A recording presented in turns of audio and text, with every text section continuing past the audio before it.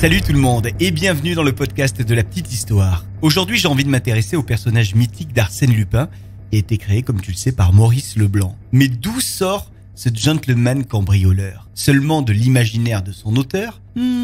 Peut-être pas.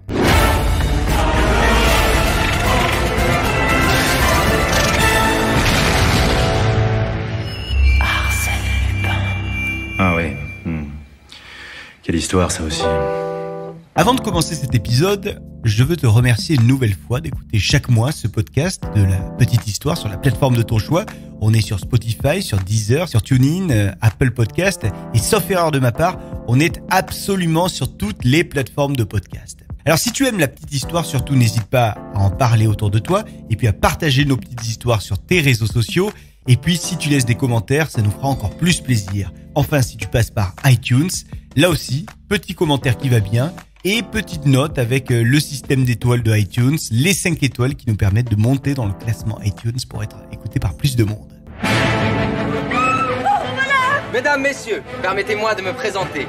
Raoul D'Andrézy, brigade des douanes. La police est déjà prévenue qu'un voleur se trouve à bord. Il n'a aucune chance de s'échapper. Pourquoi ce nom, Raoul D'Andrézy? Arsène Lupin, c'est quand même mieux, non? Clarisse, je ne suis pas sûr d'être l'homme que tu attends. L'homme que j'attends s'appelle Arsène Lupin. Il ne fuit devant personne, mais il ne renie pas son nom, lui. Arsène, qui se cache derrière votre nom? Extrait du film Arsène Lupin, sorti en 2004 avec Romain Duris dans le rôle du gentleman cambrioleur. Arsène Lupin est donc un personnage de fiction français qui a été créé, comme tu le sais, par un auteur qui s'appelle... Il s'appelle juste Leblanc. Non. Bon, le nom est bon, mais pas le prénom. Allez, on retente. Comment il s'appelle? Je viens de vous le dire, juste Leblanc. Bah non, c'est toujours pas ça. On a assez perdu de temps comme ça. Oui, donc c'est Maurice Leblanc, l'auteur. Il a donc imaginé un personnage qui serait un cambrioleur, oui, mais un gentleman cambrioleur. Arsène Lupin est apparu pour la première fois en 1905. C'était dans une nouvelle parue dans le magazine Je sais tout, et le titre de la nouvelle était exactement L'arrestation d'Arsène Lupin. Ce personnage a tout de suite connu un grand succès auprès des lecteurs, ce qui fait que Maurice Leblanc a écrit les aventures d'Arsène Lupin jusqu'en 1941, année de sa mort. Au total, pas moins de 17 romans, 39 nouvelles et 5 pièces de théâtre. Le cadre de ces histoires, c'est bien sûr la France, pendant la période de la Belle Époque et des années folles, et Arsène Lupin est connu pour ses penchants anarchistes, en tout cas au début de la carrière de Lupin, puisque finalement, le cambrioleur deviendra, à la fin de sa carrière, un détective. Le personnage de Maurice Leblanc a donc cette double personnalité du gentleman cambrioleur. Un cambrioleur qui se distingue par une double vie, une vie mondaine d'un côté et des activités illicites la nuit, mais avec bien sûr de l'élégance et du raffinement, et jamais de violence. Et puis c'est un personnage profondément moral, qui vole aux plus riches, qui se serait enrichi de manière illégale, un petit peu comme Robin des Bois. Enfin, l'une des particularités d'Arsène Lupin, c'est son goût prononcé pour le déguisement et l'usurpation d'identité. Alors comment est né Arsène Lupin? Est-il sorti tout droit de l'imaginaire de son auteur, ou bien Maurice Leblanc est-il allé chercher une véritable personnalité pour l'aider dans la création de ce personnage? Même si ce dernier a toujours gardé le mystère sur les origines du gentleman cambrioleur, beaucoup se sont penchés sur la question. Et il semblerait que Maurice Leblanc ait pu être influencé par certains repris de justice dont la presse parlait souvent à l'époque. Et le nom qui ressort le plus lorsqu'on parle d'Arsène Lupin, eh bien c'est celui de Marius Jacob. Marius Jacob est né en 1879 à Marseille, dans le quartier du Vieux-Port. Il est issu d'un milieu prolétaire, son père est cuisinier, puis boulanger, et sa mère est mineure. Alors qu'il n'a que 12 ans, Marius s'engage comme mousse sur un bateau en partance pour l'Australie.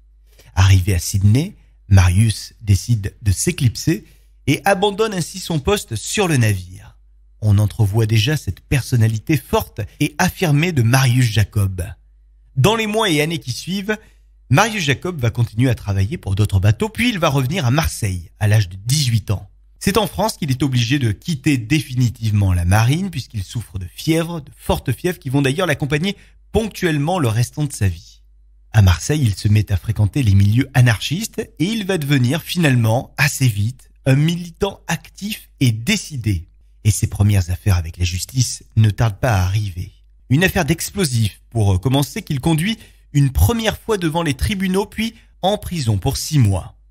Marius va ensuite vivre un véritable harcèlement de la part des policiers qui l'ont fiché et qui, à sa sortie de prison, n'auront de cesse d'aller voir ses futurs employeurs pour leur conter le mauvais garçon qu'était Marius Jacob. Bien sûr donc, les employeurs licencient Marius et celui-ci se retrouve toujours sans travail. Il décide alors de se tourner vers l'illégalisme pacifiste et il devient cambrioleur, mais pas n'importe quel cambrioleur. Un cambrioleur qui, en 1899, va faire rire la France entière. Comme Arsène Lupin, Marius Jacob est un as absolu du déguisement et de l'usurpation d'identité. Il a donc l'idée loufoque de se faire passer un beau jour pour un commissaire de police et de se présenter avec 2 autres complices chez un commissionnaire qu'il pense malhonnête. Il va alors débarquer dans son costume usurpé de commissaire chez celui qu'il va accuser de faire du recel. Il prend 3 heures pour établir sur papier à en-tête de la préfecture de police un procès-verbal, ainsi que l'inventaire de tout le matériel qui aurait été acquis de manière malhonnête. Matériel qu'on va bien sûr confisquer, et Marius et ses complices repartent donc de chez l'individu avec au total un beau butin d'environ 400 000 francs de l'époque. 3 juillet 1899, Marius Jacob est une nouvelle fois arrêté. Condamné à 5 années de réclusion, il simule la folie et il se retrouve à l'asile psychiatrique d'Aix-en-Provence. Il a réussi à s'en évader 1 an plus tard. Il décide alors de s'installer à Montpellier où il prend en gérance une quincaillerie. Bien sûr, il la met au nom de celle qui partage sa vie à l'époque et qui va d'ailleurs partager sa vie durant de longues années, Rose Roux. Il va profiter de ce nouveau travail pour se faire livrer un grand nombre de mécanismes de coffre-fort qu'il va donc étudier dans le détail. Et il va même s'entraîner à ouvrir ces coffres-forts. Dans le même temps, Marius Jacob a l'idée de former une bande qu'il va nommer les Travailleurs de la Nuit. Un groupe qui a ses propres règles. La première règle du Fight Club est « il est interdit de parler du Fight Club ». La seconde règle du Fight Club est « il est interdit de parler du Fight Club ». Bon, dans ce club-ci, les règles sont très simples également. On évite à tout prix la violence, sauf pour protéger sa vie et pour protéger sa liberté. Quelqu'un Christophe, quelqu'un s'écroule ou n'en peut plus, le combat est terminé. Et si jamais on doit user de la violence, cela ne doit jamais se faire que sur des policiers. 4e règle, seulement 2 hommes par combat. Une autre règle, c'est qu'on ne vole que les personnes qui ont un métier que l'on juge mauvais pour la société. Ça comprend donc les patrons, les juges, les militaires, le clergé. Eux, on a le droit de les voler. Par contre, on ne doit jamais, au grand jamais, voler les professions utiles comme les architectes, les médecins, les artistes ou bien encore les enseignants. Enfin, un pourcentage de l'argent volé devra toujours être reversé à la cause anarchiste et aux camarades qui sont dans le besoin.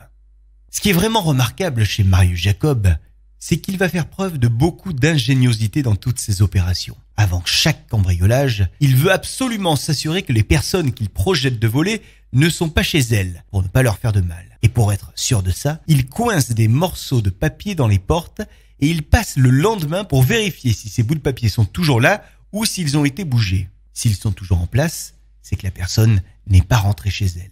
Marius Jacob est également connu pour son coup du parapluie. Le coup du parapluie qui consiste à louer un appartement au-dessus d'une banque, par exemple, faire un trou dans le plancher de l'appartement situé au-dessus du coffre de la banque, on glisse le parapluie fermé dans le trou, puis on ouvre ce parapluie, ce qui fait que lorsqu'on agrandit le trou, les gravats tombent dans le parapluie et on évite ainsi de faire du bruit et de laisser des traces sur le lieu sur lequel on va opérer quelques heures ou quelques jours plus tard. Ainsi, on peut faire un trou sans que personne ne s'en aperçoive pendant des jours et des jours. Et Marius Jacob ne s'arrêtera pas là puisqu'il a aussi l'originalité de signer ses délits d'une carte au nom de Attila. Sur cette carte, il écrit même de temps en temps « Dieu des voleurs recherche les voleurs de ceux qui en ont volé d'autres ». Alors, ce qui caractérise Marius Jacob, comme Arsène Lupin d'ailleurs, c'est vraiment cette classe inattendue. Par exemple, un jour, Marius entre par effraction dans une demeure qu'il pense être celle d'un capitaine de frégate. Mais il va s'apercevoir soudain qu'il est dans la maison de Pierre Loti. Il va donc remettre tout à sa place et il va laisser un petit mot sur le bureau de Pierre Loti, une note sur laquelle est écrit Ayant pénétré chez vous par erreur, je ne saurais rien prendre à qui vit de sa plume. Tout travail mérite salaire. Signé donc Attila. PS, 6 juin 10 francs pour la vitre brisée et le volet endommagé.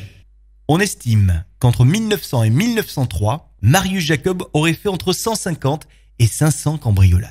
Et là encore, on retrouve l'humour de Marius Jacob quand il dit au juge, lors de l'un de ses procès, « Je faisais de la décentralisation », expliquant qu'il faisait des cambriolages à Paris, mais aussi en province, et même de temps en temps à l'étranger, notamment en Espagne, en Italie, en Belgique et au Maghreb. Comme Arsène Lupin, Marius Jacob était un véritable Robin des Bois, puisqu'il offrait bien souvent le produit de ses cambriolages à la presse libertaire. Un jour d'avril, en 1903, une opération va malheureusement pour lui mal tourner. Il est accompagné par 2 complices lors d'un cambriolage, et ils vont tous les 3 tuer un agent, blesser grièvement un autre et s'enfuir. Tous les 3 sont arrêtés le 22 avril 1903 et Marius Jacob est jugé 2 ans plus tard à Amiens, non pas pour une affaire, mais pour 156 affaires. Alors on peut facilement imaginer l'ambiance autour du procès à l'époque. Tout le monde s'y intéresse de près et Marius Jacob fait les gros titres de la presse. Les anarchistes sont eux aux premières loges, allant jusqu'à menacer les membres du jury du procès. Et le jour du procès tant attendu arrive. Marius Jacob est en grande forme. Il va réussir à faire de son procès une tribune pour ses idées, maniant avec élégance et précision sa répartie. Il dira par exemple au juge « Je n'ai ni feu, ni lieu, ni âge, ni profession. Je suis vagabond, né à partout, chef-lieu nulle part, département 2, la terre. Vous savez maintenant qui je suis, un révolté vivant du produit de ces cambriolages. » Alors, lorsque le président du tribunal lui demande pourquoi est-ce qu'il a volé, lors d'un cambriolage, un diplôme de droit qui était laissé sur un bureau et qui n'avait aucune valeur marchande, Marius Jacob de répondre « Je préparais déjà ma défense ». Lors de ce procès, Marius n'est pas accusé du meurtre de l'agent, il échappe donc à la peine de mort, mais il est condamné à perpétuité. Il est donc envoyé au bagne de Cayenne où il arrive en 1906.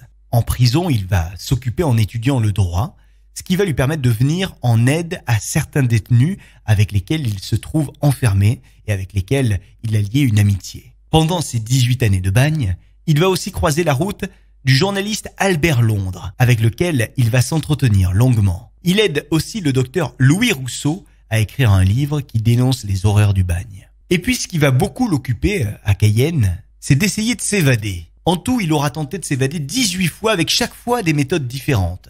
Un jour, il se fait envoyer un revolver dans une boîte de sardines. Un autre jour, il tente de confectionner un radeau. Il avale aussi des cachets qui sont censés provoquer une mort apparente avec l'idée de faire jeter son pseudo-cadavre à la mer. Tout ça ne marche pas. Il est finalement libéré en 1927 et il revient en métropole pour vivre pendant de longues années de différents travaux sans jamais renoncer à sa verve, ses opinions et ses provocations d'homme libre. 28 août 1954. Il a décidé d'en finir avec la vie. Il s'injecte alors, ainsi qu'à son chien, une dose de morphine et laisse sur son bureau un mot sur lequel est écrit « Linge lessivé, rincé, séché, mais pas repassé. J'ai la cause, excusez. Vous trouverez 2 litres de rosé à côté de la panetterie. À votre santé. » Cette petite histoire de Marius Jacob et Arsène Lupin t'a plu ? Eh bien, partage ce podcast avec un maximum de gens. Commente sur les réseaux sociaux et sur iTunes cet épisode et écoute les épisodes précédents si c'est pas déjà fait. Sache aussi que la Fabrique Audio qui produit ce podcast est également à l'origine d'un podcast sur les aventuriers, c'est-à-dire celles et ceux qui font de leur vie un terrain de jeu et qui viennent nous en parler dans chaque épisode. On t'attend également dans tous les podcasts de cinéma radio qui eux aussi sont produits par la Fabrique Audio. On se retrouve le mois prochain pour une nouvelle petite histoire. À bientôt. Ah ouais. Quelle histoire ça aussi.